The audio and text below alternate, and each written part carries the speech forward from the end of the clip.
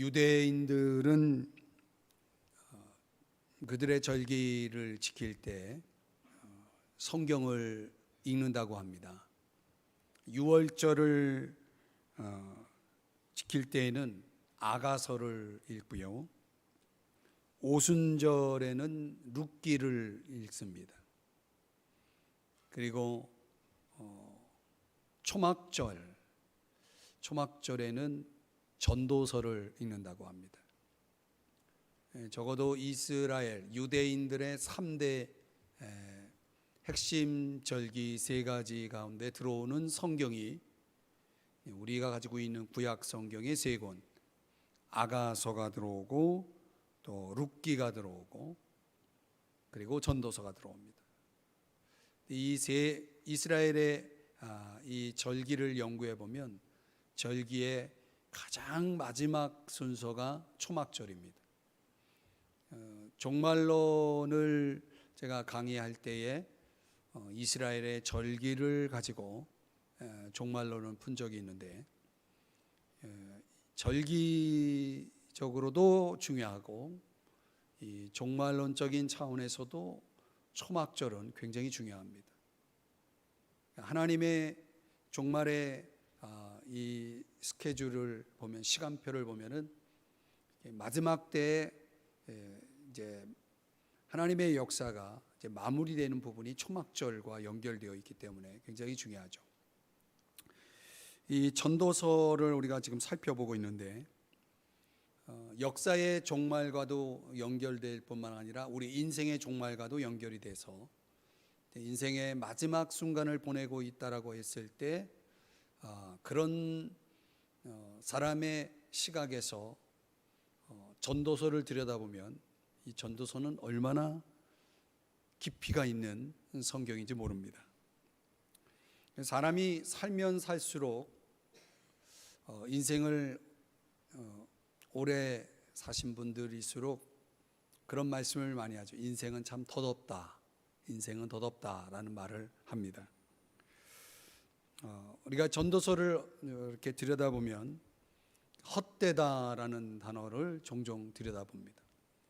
이 전도서의 맥락 속에서 보면은 인생을 오래 사신 분들의 시각을 또 같이 연결해서 생각해 볼 수도 있습니다. 이 탐구자 솔로몬이 인생의 공허에 대해서 깊이 묵상한 내용을 우리가 지금 살펴보고 있는데요, 12절 오늘 본문의 내용에 보면 일평생에 사람에게 무엇이 낙인지를 누가 알며, 더 메시지 성경 번역에서는 우리에게 무엇이 최선인지 누가 알겠는가, 현대어 성경에는 어떻게 살아야 가장 잘 살아가는 길일 줄을 누가 과연 알 수 있겠는가. 그러니까 우리 인생에 있어서 최선을 누가 알겠느냐, 이렇게 묻고 있는 거죠. 과연 이 질문에 대한 답을 누가 알겠습니까?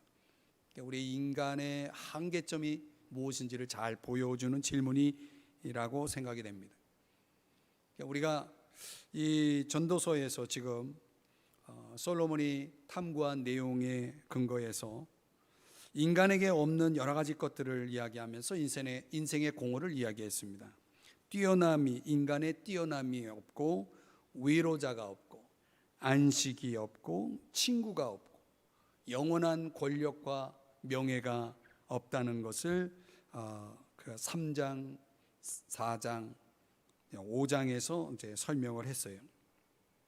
그리고 나서 지난주에는 부자의 재물을 지킬 수 없다, 근데 없다 시리즈에 또 하나를 첨가합니다.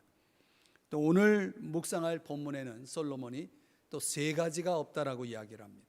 그 3가지의 없을 무자 해가지고 3가지 무를 통해서 공허를 이야기하고 있습니다. 우리가 이제 그렇게 살펴보고 끝나면 이 소위 무신론자들이 말하는 인생의 허무에 빠질 수밖에 없죠. 공허에 빠질 수밖에 없죠. 거기에 대한 성경적인 대안까지 함께 생각해 보려고 합니다. 우리 인간에게 우리 인생에 있어서 무엇이 없다는 말입니까? 또 거기에 대한 성경적인 대안은 무엇입니까? 첫 번째로 누림, 즐김이 없다. 첫 번째 없다 시리즈에 즐김 또는 누림이 없다 이렇게 말하고 있습니다. 1절을 한번 보시겠습니다. 내가 해 아래에서 한 가지 불행한 일이 있는 것을 보았나니. 여기 한 가지 불행한 일을 솔로몬이 관찰을 하게 됩니다. 근데 그것이 사람에게 있어서 너무나 중요한 문제이기 때문에 사람의 마음을 참 무겁게 하는 것이라고 1절에서 그렇게 밝히고 있습니다. 도대체 어떤 불행한 일을 솔로몬이 본 것입니까? 2절 어떤 사람은 그 구체적인 불행한 일을 이야기합니다. 그의 영혼이 바라는 모든 소원에 부족함이 없어. 어느 정도 부족함이 없는가? 재물과 부여와 존귀를 하나님께 받은 겁니다. 가진 겁니다. 그 다음 하나님께서 그가 그것을 누리도록 허락하지 아니하셨으므로 다른 사람이 누리나니 이것도 헛되어 악한 병이로다. 이 말씀을 더 메시지 번역으로 보니까 이렇습니다. 하나님은 돈과 재물과 명예 등 어떤 사람들이 바라고 꿈꾸는 모든 것을 그들에게 쏟아부어 주시고는 정작 그것을 누리지 못하게 하신다. 엉뚱한 사람이 와서 그 모든 것을 즐긴다 라고 말씀한 것입니다. 예를 들면은 이제 이 말씀을 우리 현실 속에서 예를 찾아보면은 우리나라에서 제일 부자가 누구죠? 누군지 아십니까? 우리나라에서 말 그대로 재물이 가장 많은 사람이 있는데 그분이 우리가 여러분들이 아는 대로 식물인간으로 누워 있단 말이에요. 아무것도 지금 누리지 못하고 있는 거죠. 최고의 부자인데 만약 그가 깨어나지 못하고 그냥 결국 죽게 된다면 그가 소유한 모든 것은 다른 사람이 누리겠죠. 오늘 그 말씀을 하고 있는 겁니다. 솔로몬이 관찰한 거에 의하면 그런 사람이 그때에도 있었다는 거죠. 다 부족함이 없을 만큼, 남들이 부러워할 만큼 모든 것이 다 있는데 근데 그것을 누릴 수 없는 사람이 있었다는 거예요. 여러분, 우리가 무엇을 깨달을 수 있습니까? 사람들은 자기가 이루고 또 자기가 쥐고 있는 것은 자기가 누릴 수 있다라고 생각하죠. 맞습니까? 그렇습니까? 오늘 성경은 아니다라고 말하고 있는 거죠. 내가 이룬 것인데, 내가 가지고 있는 것인데 내가 누릴 수 있느냐라고 말한다면 성경은 아니다라고 말하고 있는 것입니다. 2절의 말씀대로라면 사람이 무엇을 누리고 누리지 못하고는 그 사람의 능력의 문제도 아니고 그 사람의 의지의 문제도 아니고 하나님이 허락하셔야 한다는 거예요. 하나님이 허락하셔야 누릴 수 있다는 거죠. 우리가 잘 아는 누가복음 12장에 나오는 비유, 한 부자의 비유, 여러분 기억나시죠? 풍성한 곡식을 거두고 그 곡식을 저장할 곡간을 확장 공사를 다 마친 후에 그가 생각하잖아요. 이제 먹고 마시고 즐겁게 살아야 되겠다 이렇게 생각을 하잖아요. 그런데 그날 밤에 하나님은 어떤 계획을 갖고 계셨나요? 그 영혼을 데리고 갈 생각을 하고 계셨다는 거죠. 그러면서 그 영혼을 향해서 이렇게 말씀하셨다는 거예요. 어리석은 자여, 오늘 밤에 내 영혼을 도로 찾으리니 내가 예비한 것이 누구의 것이 되겠느냐, 이렇게 말씀하셨다는 거죠. 이 말씀대로 그렇기 때문에 우리가 무엇을 갖는 것, 또 그것을 누리는 것, 이게 내 마음대로 되는 것이 아니라고 성경은 분명히 말씀을 하고 있는 것입니다. 만약 그것을 모르고 산다면 오늘 성경이 뭐라고 말합니까? 어리석은 자요 라고 말하고 있는 거죠. 어리석은 자다 이렇게 말하고 있습니다. 한번 3절을 보시겠습니다. 사람이 비록 100명의 자녀를 낳고, 자녀를 이렇게까지 낳을 수가 있을까요? 제가 한번 생각을 해봤는데 100명의 자녀를 낳으려면 매년 쌍둥이를 낳아도 50년이 걸리잖아요. 어떻든 100명의 자녀를 낳고 또 장수하여 사는 날이 많을지라도, 구약 당시로 본다면 최고의 성공자죠.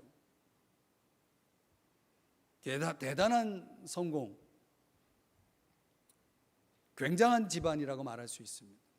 최고의 부자죠. 그러니까 자식, 장수는 구약에서는 하나님이 주시는 대표적인 복이거든요. 그 복을 다 가지고 있는 겁니다. 그런데 그 복을 다 가지고 있음에도 불구하고 보세요, 그의 영혼은 그러한 행복으로 만족하지 못하고, 하나님이 복을 다 주셨지만 100명이나 주셨고 사는 날도 많은데도 불구하고 사람이 행복하지 않다면, 사람이 만족할 수 없다면, 거기에다가 3절에서 뭐라고 말하냐면 그가 안장되지 못하면이라고 말하고 있거든요. 그러니까 매장도 제대로 되지 못하는 그런 상황이 된 거예요. 그 굉장한 부자가, 그 굉장한 성공자가 말이죠. 이런 사람은 낙태한 자보다 못하다라고 말씀을 하고 있어요.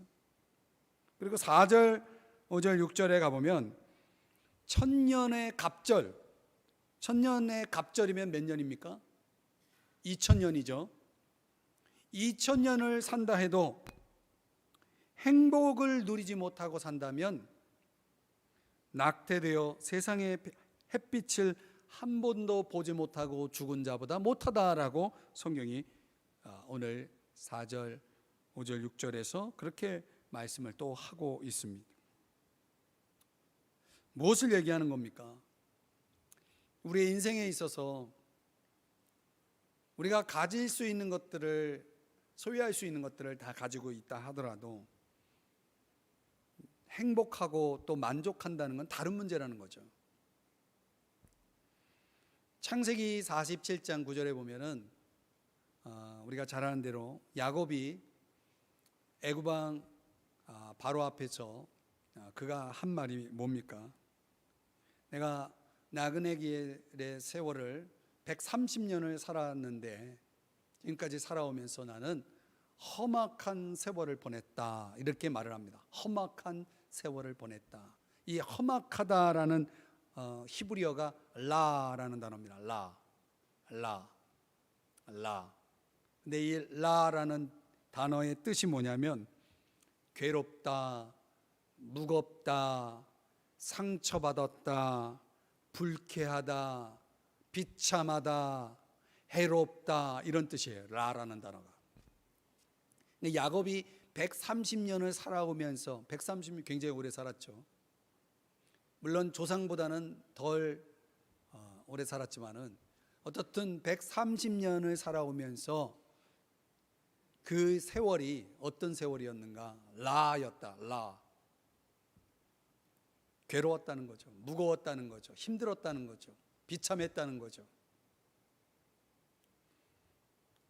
그러니까 이렇게 보면은 사람에게 있어서 주어져 있는 한계는 크게 보면 두 가지로 요약할 수 있어요. 가질 수 없는 한계, 사람이 가질 수 없는 한계가 있다는 거죠. 또 하나는 그 가진 것을 누릴 수 없는 한계도 있는 거예요. 어떤 사람은 두 가지 다 한계를 갖고 삽니다. 가질 수도 없고 누릴 수도 없는 사람이 있죠. 어떤 사람은 가졌지만 누리지 못하는 사람이 있는 거죠. 둘 중 하나죠. 이런 문제를 안고 살아가는 사람들, 이 사람의 능력의 한계를 보여주고 있는 부분입니다. 이것이 우리 인간을 불안하게 하고 두렵게 만들고 있는 것이 아닌가 생각을 해봅니다. 사람들의 그 내적인 불만은 이런 데서 오는 것 같아요. 갖지 못한 불만, 그것을 제대로 누리지 못하고 있는 불만을 사람들은 안고 살아간다고 봅니다. 이것이 솔로몬이 본 인생의 공허입니다. 가질 수 없다는 그것도 문제지만은 가졌음에도 불구하고 얼마나 남들이 부러워할 만큼 모든 걸 가졌음에도 불구하고 행복하지 않고 만족할 수 없다는 이 한계, 이 불만이 인생을 공허하게 보게 했다는 것이죠. 여러분, 우리가 여기서 깨달아야 할 것은 뭡니까? 우리에게 무엇이 없는 겁니까? 누릴 수 있는 누림의 자유가 없다는 거예요. 내가 마음껏 누리고 싶다고 누려지는 것이 아니라는 거죠. 재물이 있고 존귀가 있고 많은 자녀가 있고 장수함에도 불구하고 그것을 누리지 못하기 때문에 인생은 공허하다라고 성경이 말하고 있는 것이죠. 그러나 우리가 지난주에 살펴보았던 지난주죠. 전도서 5장 19절을 한번 가볼까요? 거기 보면 이렇게 분명히 말씀하고 있거든요. 그 단어가 나오고 있어요. 그에게 주사 능히 어떻게 해요? 누리게 하시며 즐거워하게 하신 것은 뭐다? 하나님의 선물이다. 우리가 누릴 수 없다는 우리의 인생의 공허의 그 이유가 있지만, 그러나 반대적으로 보면 누릴 수 있게 하는 하나님이 우리와 함께 한다는 거죠. 아멘. 그러니까 우리가 이걸 잊지 마셔야 됩니다. 내가 누릴 수 있다는 건 내 능력의 문제도 아니고 내 의지의 문제도 아니고 내 집안의 문제도 아니고 그것은 하나님의 손에 있는 것이다. 나에게 모든 걸 주시고 누리게 하시는 그 하나님의 은혜, 그것을 절대 잊지 마셔야 한다는 것입니다. 그리고 그 하나님의 은혜를 깨닫고 살아갈 때 우리에게 뭐가 있는 겁니까? 공허가 있는 것이 아니라 감사가 있고 겸손이 있고 거기에 행복이 있는 거 아니겠습니까? 오늘 여러분들의 삶 속에 주신 것들, 우리 각자가 다 다르겠지만 또 그것을 누릴 수 있다는 것, 거기에 여러분의 감사가 있고 겸손이 있고 행복이 있기를 주의 이름 축복합니다. 두 번째로 오늘 솔로몬이 관찰한 없을 무, 두 번째가 뭐냐? 만족이 없다는 거예요. 만족. 7절, 사람의 수고는 다 자기의 입을 위함이니 그 식욕은 채울 수 없느니라. 채울 수 없느니라. 현대어 성경으로 읽어드리면 슬기로운 사람이나 어리석은 사람이나 다 같은 밥을 벌어먹으려고 평생토록 애쓰지만 만족을 얻은 적은 한 번도 없는 것 같아 보인다. 이렇게 번역을 했습니다. 공감이 되십니까, 여러분? 여러분이 먹고 사는 일에 여러분 만족하십니까? 만족이 있습니까? 특별히 먹는 것과 관련돼서 사람들이 아침부터 저녁까지 여러 가지 정말 힘들고 속상한 거 많잖아요. 그럼에도 그런 것들을 다 견디며 감당하며 살아가는 이유가 뭡니까? 이렇게 말하잖아요. 먹고 살기 위해서. 그죠? 먹고 살기 위해서. 그렇다면 먹고 사는 게 얼마나 중요한 일입니까? 그 모든 걸 다 견디게 하고 감당하게 하고, 그렇죠? 매일매일 그렇게 전쟁을 치러야 하는 이유는 우리가 먹고 살기 위해서라면, 그러면 그 먹고 사는 것에 만족해야 되는 거 아닙니까? 그런데 오늘 본문에 보니까 솔로몬의 관찰에 의하면 만족을 얻은 적이 한 번도 없다는 거예요. 먹는 것에 의해서 채울 수 없느니라. 식욕은 채울 수 없느니라. 이게 만족이 없다는 그런 의미죠. 자, 8절을 한번 보실까요? 8절에 보면은 이건 9절입니다. 8절에는 여러분 성경으로 보셔야 됩니다. 지혜자나 가난한 자나 우매자보다 더 나을 것이 없다라고 말하고 있어요. 이 가난한 자가 비록 세상을 살아가는 법을 안다 할지라도 가난한 사람에게도 욕심이라는 것이 있습니다. 어떤 욕심? 지금보다 더 많이 뭔가 갖고 싶다라고 하는, 소유하고 싶다라는 욕심이 있는 거죠.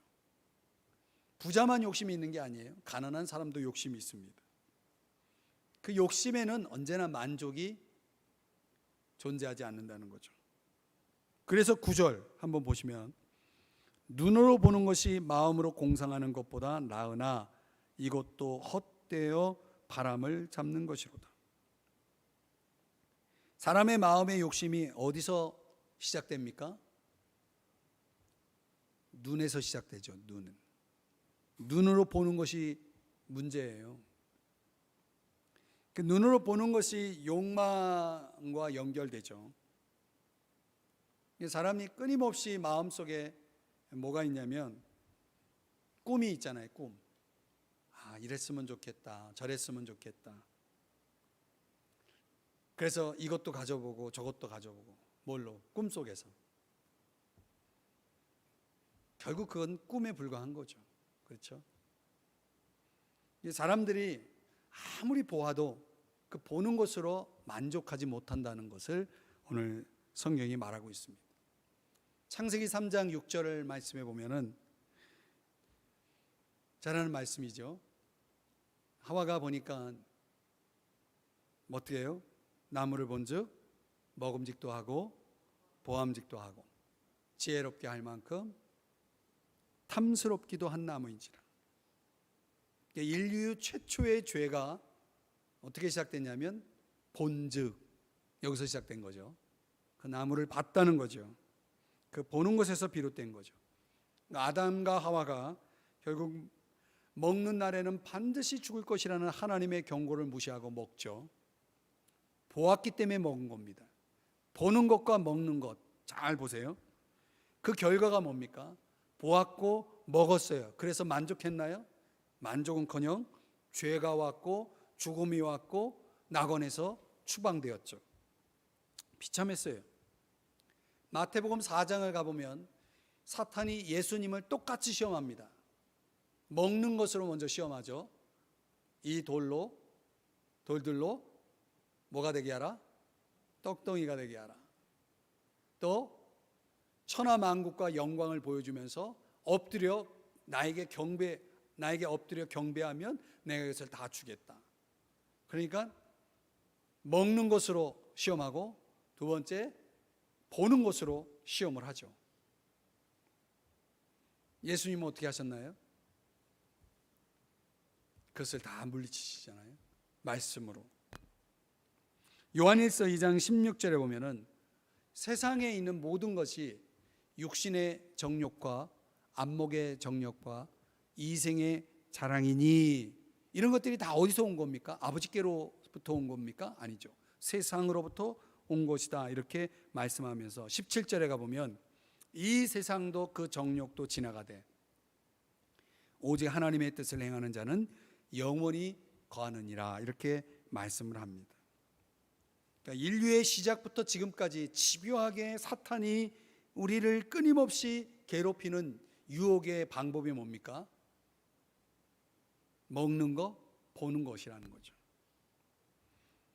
근데 이런 것들이 왜 끊임없이 마귀가, 사탄이 우리를 유혹하는 방법으로 사용하겠습니까? 우리 속에 보는 것, 먹는 것에 결코 뭐가 없어요? 만족이 없기 때문인 거죠. 이 만족이 없는 인생은 보는 것, 먹는 것에 의해서 끊임없이 마귀에게, 사탄에게 유혹에 직면할 수밖에 없는 것입니다. 그렇기 때문에 여러분, 우리 인생을 먹는 것으로, 보는 것으로 채우려 한다면 오늘 우리의 인생은 헛된 것이다 라고, 바람을 잡는 것이다 라고 이 솔로몬이 그의 연구 보고서를 통해서 우리에게 제시해 주고 있습니다. 우리가 이런 인생을 먹는 것으로, 보는 것으로 채우는 그런 헛된 인생이 되지 않기 위해서는 우리는 어떻게 해야 될까요? 그 성경적인 대안이 뭡니까? 여기에 우리 바울의 비법을 우리가 참고하지 않을 수가 없는 거죠. 빌립보서 4장 11절 이하에 보면은 바울이 뭘 배웁니까? 자족하기를 배웠노니. 12절, 비천에 처할 줄도 풍부에 처할 줄도 알고 배부름, 배고픔, 풍부와 궁핍에도 처할 줄 아는 일체의 비결을 배웠노라. 그러면서 그 유명한 13절에 고백을 하죠. 우리 다 같이 한번 읽어봅니다. 시작. 내게 능력 주시는 자 안에서 내가 모든 것을 할 수 있느니라. 아멘. 아멘. 여러분, 우리가 바울처럼 자족의 비결을 배운다면 더 적극적으로 내게 능력 주시는 자 안에서 살아가는 방법을, 그 비결을 터득할 수 있다면 우리 인생에는 허무는 끝나는 것입니다. 오히려 디모데전서의 말씀을 좀 더 참고하면 경건한 사람이 되죠. 경건의 사람, 하나님의 사람으로 살아갈 수 있고 또 우리 속에 깊은 행복과 기적이 일어날 것을 믿으시기 바랍니다.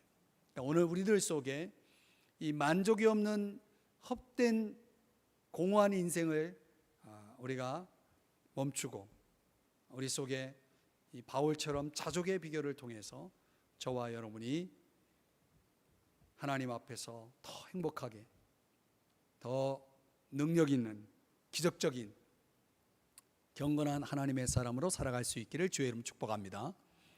마지막 세 번째는 뭐가 또 없냐면 하나님의 계획을 바꿀 수가 없습니다.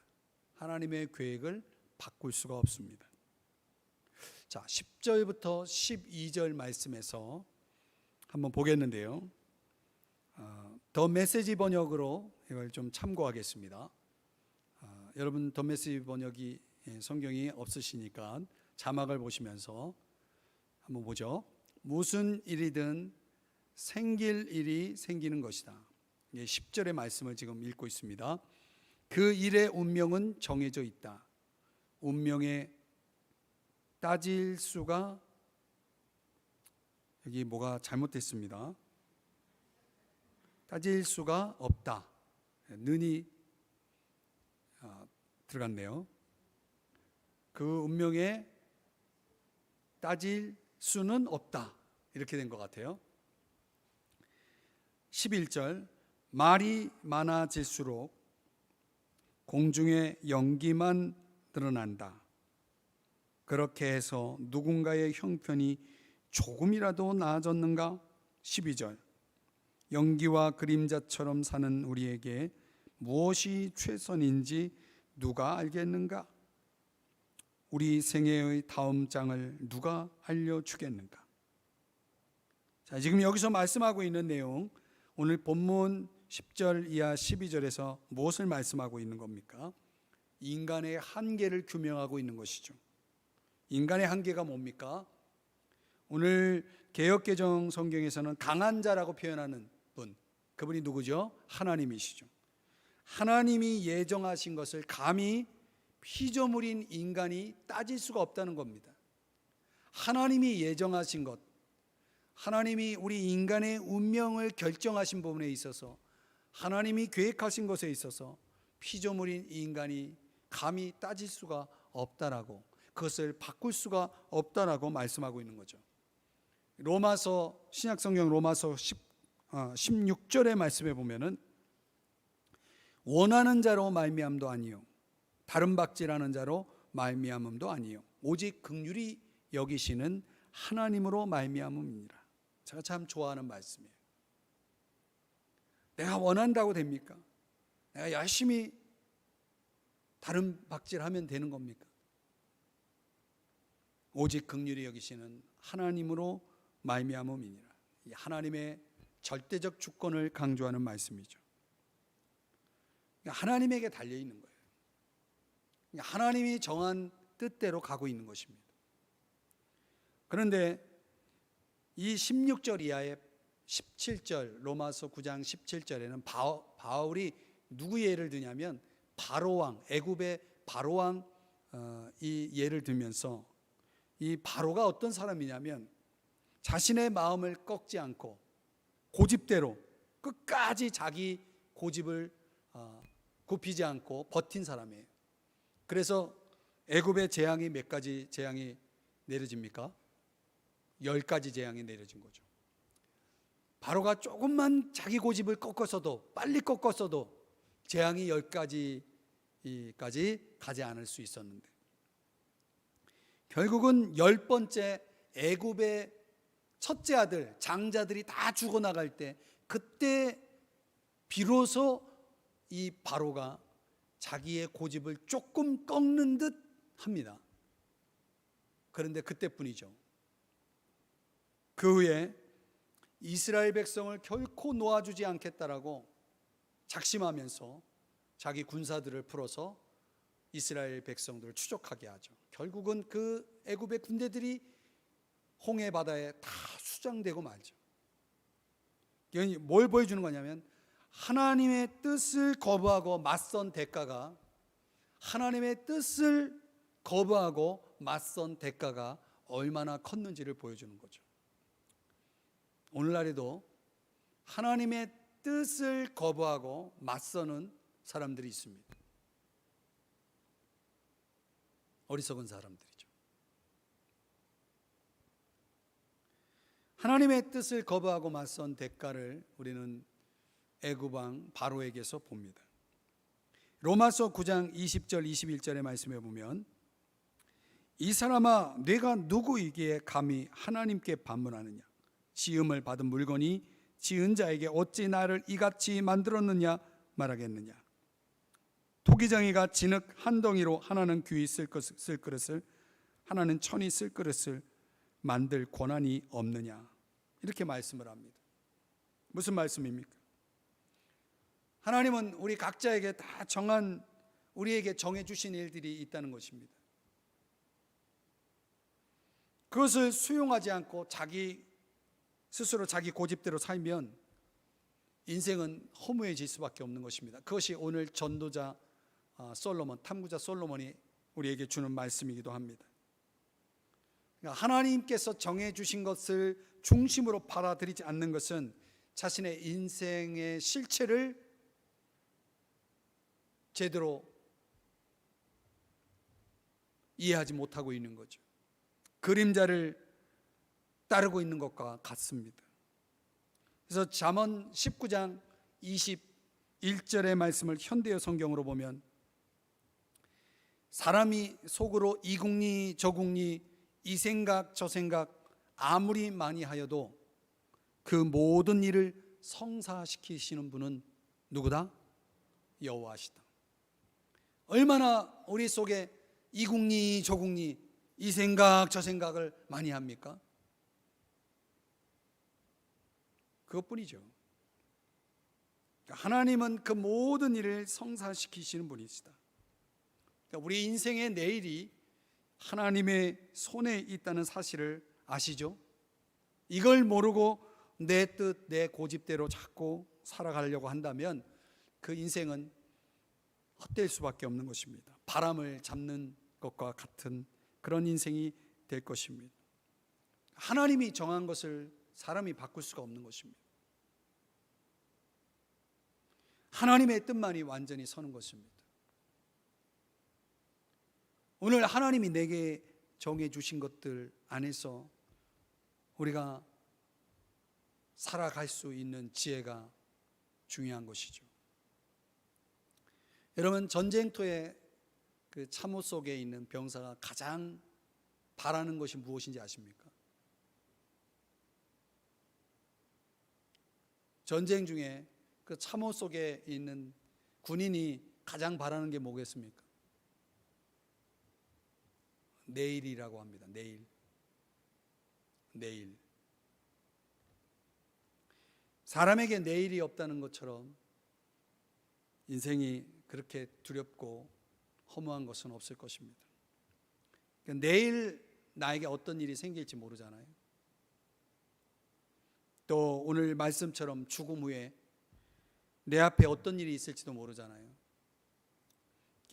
우리의 운명이라는 것은 결국 우리의 내일을 포함해서 다 하나님의 손에 쥐어져 있는 것입니다.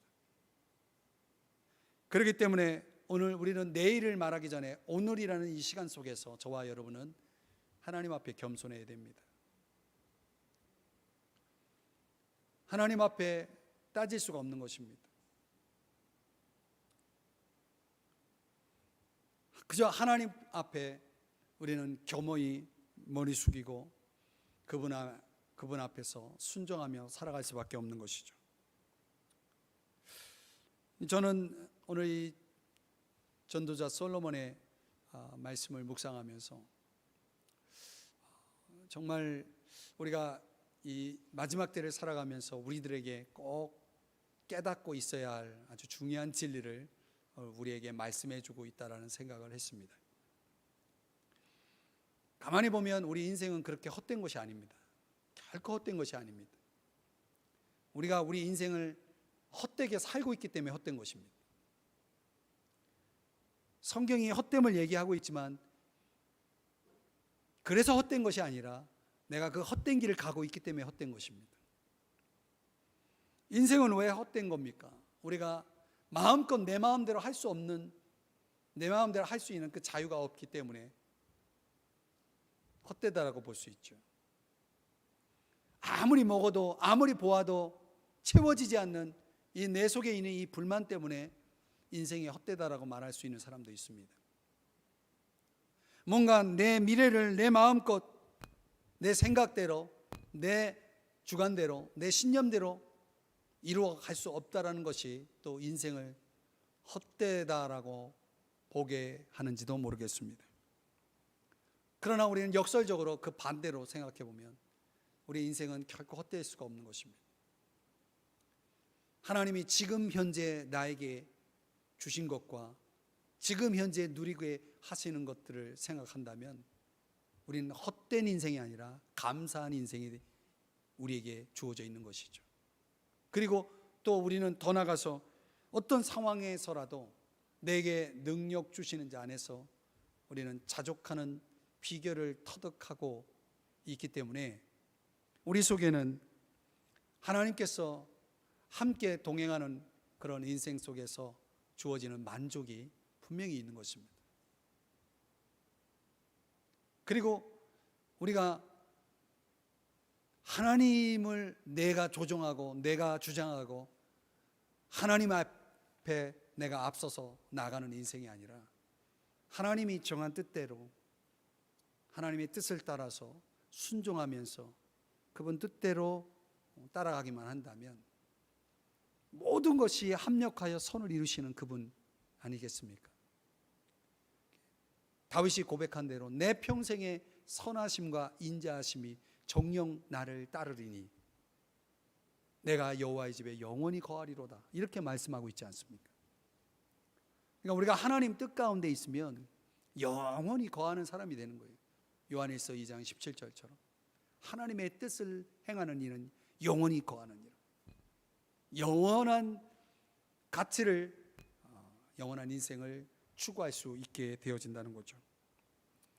오늘 전도서 말씀이 여러분의 기도가 돼서 오늘 이 시간 하나님 앞에 기도할 때 그랬으면 좋겠어요. 일단 좀 내려놓음이 필요할 것 같아요. 우리가 이런 코로나 상황에서 깨달아질 수 있는 말씀들이에요. 그죠? 우리가 한치 앞을 내다볼 수 없는 이 상황에서 무엇을 계획할 수 있고 또 우리 마음에 무엇을 장담할 수 있겠습니까? 아무것도 할 수 있는 게 없잖아요. 그렇다고 우리가 손 놓고 있을 수도 없잖아요. 그죠? 하나님 뜻 안에서 우리가 우리의 최선을, 우리의 역할을 감당하면서 앞으로 이게 어떻게 전개될지 더 이상 거기에 대해서 고민하지 않기로 저는 마음을 먹었습니다. 하나님 앞에서 제 마음속에 평안이 주어지고 또 감사가 주어지는 이유가 그겁니다. 아, 이게 앞으로 어떻게 될까? 이거 참 큰일 났다. 맨날 사람들 만나면 큰일 났다. 큰일은 벌써 났죠. 근데 언제까지 그러면서 살 수는 없잖아요. 이 전도서 말씀이 오늘 저에겐 진리를 알지니 진리가 너희를 자유케 하리라 그랬잖아요. 저에게 자유를 줬어요. 여러분에게도 그런 은혜가 있었으면 좋겠습니다. 내가 지금 현재만 생각하면 돼요. 내일은 염려할 것이 아니라 맡길 것이고, 그죠? 내일은 맡길 것이고, 내일은 염려하지 마세요. 오늘 주어진 것 안에서 감사하면서, 자족하면서, 또 하나님 뜻 안에서 내가 따르고 순종해야 될 것만 생각하면 되는 거예요. 우리의 내일을 내가 계획하고 장담하고 주장할 필요가 없는 거죠. 왜냐하면 그 주권이 하나님께 있기 때문에 그렇습니다. 아멘. 오늘 이 말씀 여러분 은혜가 되셨나요? 오늘 이 말씀 가지고 우리 하나님 앞에 우리 기도했으면 좋겠습니다. 제가 잠깐 기도하고 우리 함께 찬송한 다음에 기도의 시간을 가질 때 여러분 자유롭게 기도하시다가 돌아가도록 하겠는데, 항상 그래요. 내가 얼마나 기도를 해야 되느냐라고 한다면 하나님은 딱 각자의 기도의 분량을 주셨다고 봅니다. 기도할 수 있는 만큼만 하시면 돼요. 그것도 여러분이 즐겼으면 좋겠어요. 이 기도의 시간. 그리고 또 우리의 기도의 형태는 다양한 기도가 있습니다. 하나님 앞에 깊이 관상하면서 하나님 바라보면 침묵의 기도도 있을 수 있고, 부르짖는 기도도 있을 수 있고, 또 어떤 기도든 하나님 앞에 여러분들이 기도할 때 좀 하나님을 느꼈으면 좋겠고, 하나님을 좀 만났으면 좋겠고, 또 하나님의 음성을 들었으면 좋겠고, 또 하나님의 응답을 받았으면 좋겠습니다. 아멘. 제가 기도하겠습니다. 하나님 아버지, 오늘 정말 귀한 말씀을 보았습니다. 우리의 인생이 결코 헛되지 않음을 믿습니다. 우리에게 은혜를 주셨고, 내 삶에 주어지고 또 내가 누릴 수 있는 모든 것을 주셨습니다. 어떤 상황이라도 자족하는 비결을 배우게 하셨습니다. 하나님의 뜻을 알게 하시고 그 뜻에 겸허히 순종하며 따를 수 있는 믿음도 주셨습니다. 이제 그 인생의 참된 가치와 의미를 따라서 살아갈 수 있는 우리 모두가 될 수 있도록 주님 역사해 주시고, 내일을 염려하기보다는 맡기게 하시고, 오늘을 자만하기보다는 겸허히 주님 뜻 안에서 순종하며 따를 수 있는 우리가 될 수 있도록 주님 역사해 주시옵소서. 예수님의 이름으로 기도드립니다. 아멘.